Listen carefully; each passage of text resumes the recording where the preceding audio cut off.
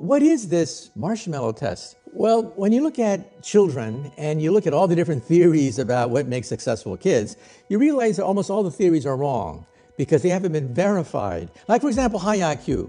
You have a lot of high IQ people who become marginal members of society. And so what is the one psychological test that correlates with success in life? And I found out that it's the marshmallow test. You get kids and ask them, do you want a marshmallow now? Or 2 marshmallows a few hours from now? And the kids that want the marshmallow now tend to be those that want shortcuts, those that don't want to do the hard work. They want the quick kill. They grab that marshmallow. But the other ones say, no, wait a minute. If I wait 2 hours, I can get 2 marshmallows. I can hold out. There's a pot of gold waiting for me. They're not going to take the shortcut.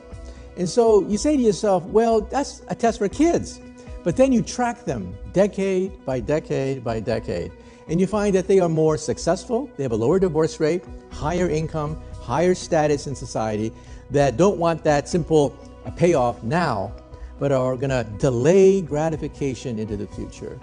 And so I realized that that's the key to success in life, not just science, but in life. Don't take the shortcuts. But can it be taught? Well, part of it is your personality that is formed when you're very young. Okay, let's be very clear about that.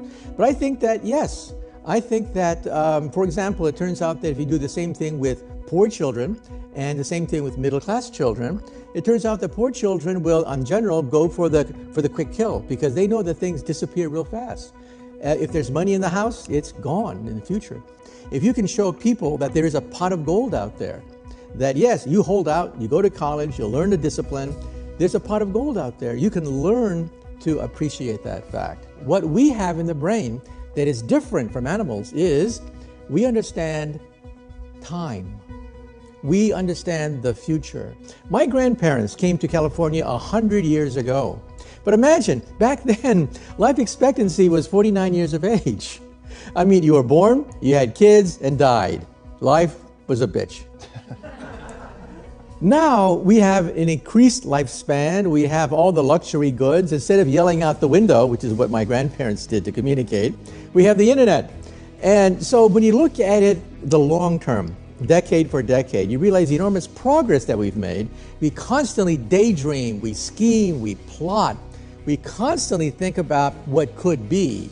Now let's do an experiment. Go home tonight and teach your dog the concept of tomorrow. Try it.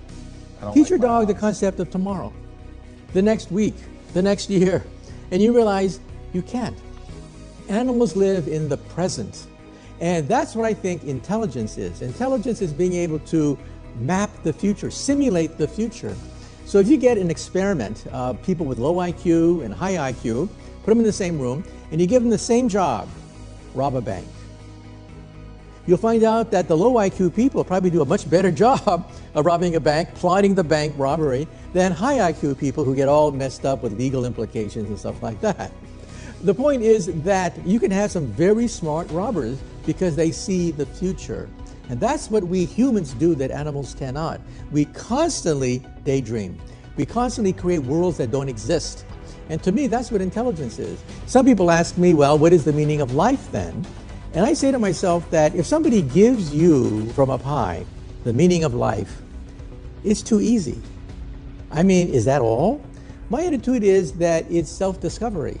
We have to reinvent ourselves, that we have to recreate ourselves, that the meaning of life